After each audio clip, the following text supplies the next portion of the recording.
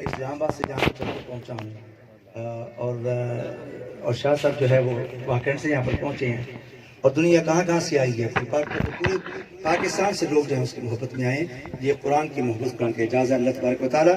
قرآن پاک کے صدقے ان کو ان قبر جنت نصیب فرمائے اور ان کی منزلوں کو آسان فرمائے اور حضور کی شفاعت نصیب فرمائے۔ جناب محترم قبلہ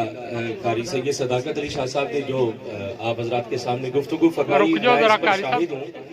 قبلہ قاری کرامت علی نعیمی صاحب شہرت کے اس افق پر اور اس باب عروج پر فائز تھے کہ اس مقام پر پہنچنے والے کی نظر میں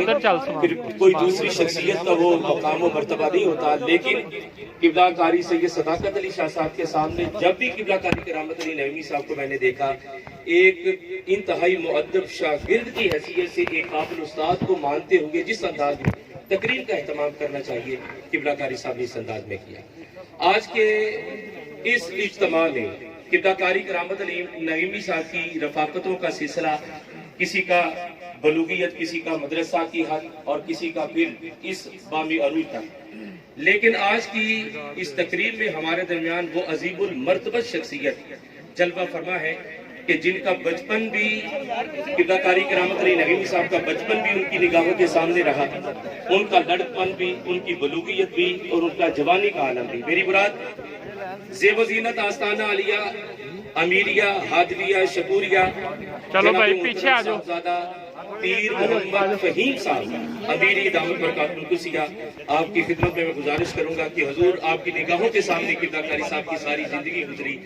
اور آپ کے آستانہ کرم سے انہوں نے فیض حاصل کیا اور پوری دنیا میں نام کمایا۔ آپ جناب من کے بارے میں کچھ بیان فرمائیں، کیونکہ یہ زندہ لوگوں کی گواہیاں دنیا سے چلے جانے والوں کے لیے بخشش اور بلندی درجات کا سبب ہوتی ہے، اور اگر پیر کامل اپنے مرید کے حق میں کچھ کہہ دے تو پھر قطعی طور پر بخشش جو ہے مقدر بن جاتی ہے۔ جی حضور۔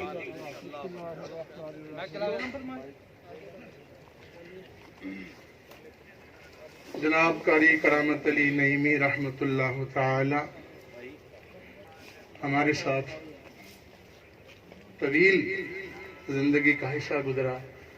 اور ہم نے ان کے سارے بچپن کا مشاہدہ بھی کیا، اور الحمدللہ آج ہم آپ سب لوگوں کو یہ بات فخر سے بتا رہے ہیں کہ اللہ تعالیٰ نے ان کو بے پناہ عزت اور مقام عطا فرمایا، لیکن اس کے باوجود، اس ساری شہرت حاصل کرنے کے باوجود، آستانہ عالیہ سے ان کی عقیدت، محبت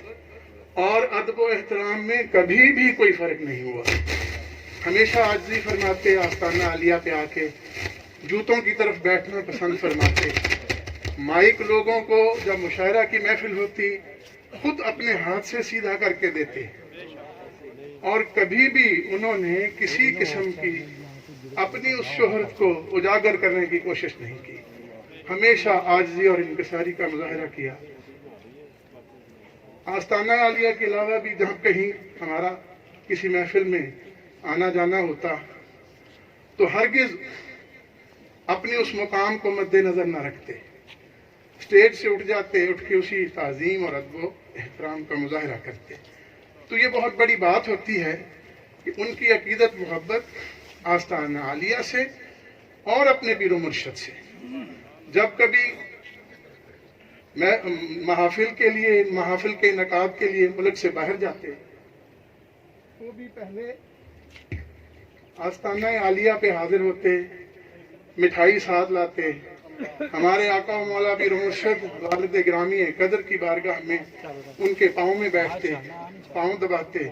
اور دعا کے لیے عرض کرتے کہ حضور میں فلاں تاریخ کو انگلینڈ جا رہا ہوں، تو میرے لیے خصوصی دعا فرمانا۔ تو ابا جی حضور قبلہ عالم فرماتے، قاری صاحب بڑے حضور قبلہ ہمیشہ آپ کے ساتھ ہیں، آپ ان کی حفاظت میں ہیں، انشاءاللہ نظر بد سے بھی محفوظ رہیں گے اور آپ کے درجات میں مزید بلندیاں ہوتی جائیں گی۔ اور یہ اسی طرح ہوا کہ حضور کا فیض ہمیشہ ہمیشہ ان کے ساتھ رہا اور ان کو وہ مقام عظیم عطا ہوا کہ جو بیان سے باہر ہے۔ ایسی آواز کچھ عرصہ پہلے، شاید خاور بھائی کو یاد ہو، ہمارے ایک عزیزہ کا انتقال ہوا راولپنڈی میں، تو وہاں پہ کچھ ہمارے عزیز تھے جو عقیدے کے لحاظ سے کچھ اور عقیدہ رکھتے تھے، لیکن وہ بھی اس چہلم کے ختم میں شامل تھے اور کہنے لگے کہ حضرت صاحب ہمیں قاری صاحب سے آج سورہ رحمان کی کچھ آیات سنوا دیں۔ تو ہم نے قاری صاحب کو کہا کہ چلیں، یہ یہاں انجمن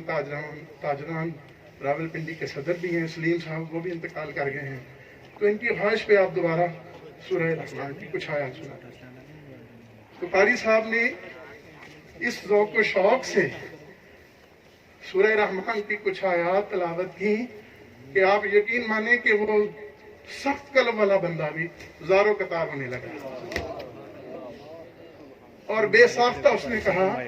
کہ جیسے جیسے قاری صاحب سورہ رحمان ادا کر رہے تھے تو میرا دل یہ گواہی دے رہا تھا کہ حقیقت میں آج کوئی قاری قرآن صحیح معنوں میں قرآن پڑھنے کا حق ادا کر رہا ہے۔ اور ان کی سوز والی آواز نے میرے قلب میں وہ رکت پیدا کر دی کہ بے ساختہ میری آنکھوں سے آنسو جاری ہو گئے۔ تو یہ قبلہ کاری کرامت علی رحمت اللہ تعالی، اللہ پاک نے ایسی آواز اور شان عطا فرمائی۔ تمام دوست آگے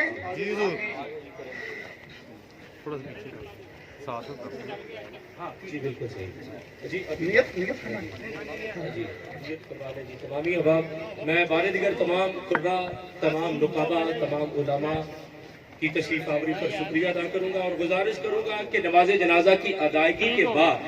کوئی دوست صف توڑ کر آگے نہیں آئے گا، اپنی اپنی جگہ پر موجود رہیں گے، یہیں پر کھڑے ہو کر دعا ہوگی اور فی الفور تدفین کے لیے جناب قبلہ کاری صاحب کی میت کو لے جایا جائے گا۔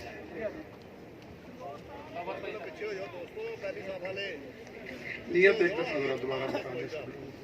جی تمامی حضرات نماز جنازہ کی نیت کر لیں، اور نماز جنازہ کی نیت جیسا کہ آپ تمامی حضرات کے علم ہے، 4 تکبیر نماز جنازہ، فرض کفایہ، ثنا واسطے اللہ تعالیٰ، درود واسطے نبی پاک صلی اللہ علیہ وآلہ وسلم، دعا واسطے حاضر میت، منہ طرف قبلہ شریف، پیچھے اسلام، اللہ اکبر۔ تمام دوست تیار ہیں؟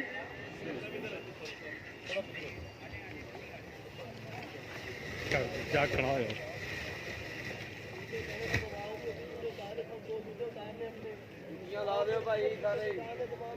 اللہ اکبر۔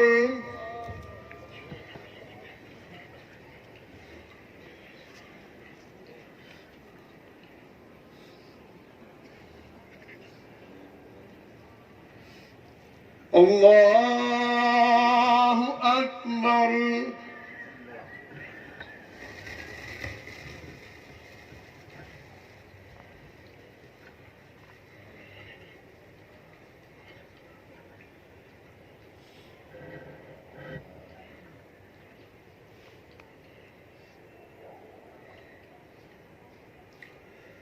اللہ اکبر۔ اللہ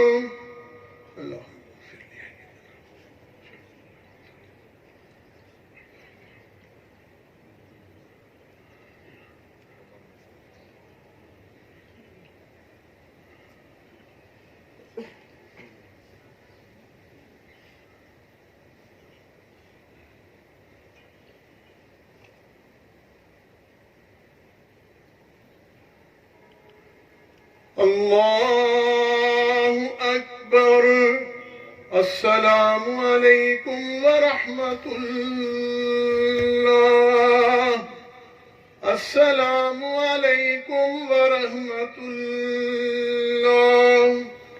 تمام دوست اول آخر درود پاک، ایک مرتبہ سورہ فاتحہ شریف اور 3 مرتبہ سورہ اخلاص پڑھ کے دوستوں سے گزارش ہے کہ صفحے ملے کر دیں۔ یار رک جاؤ یار، تمامی حضرات اول آخر درود شریف ایک دفعہ سورہ یار رک جاؤ بابا جی،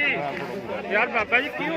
سید صداقت علی شاہ صاحب دعا فرمائیں گے، لیکن اس سے قبل قائد انقلاب پروفیسر علامہ ڈاکٹر محمد طاہر القادری صاحب نے قبلہ کاری کرامت علی نعیمی صاحب کے بارے میں جو تعزیتی پیغام بھیجا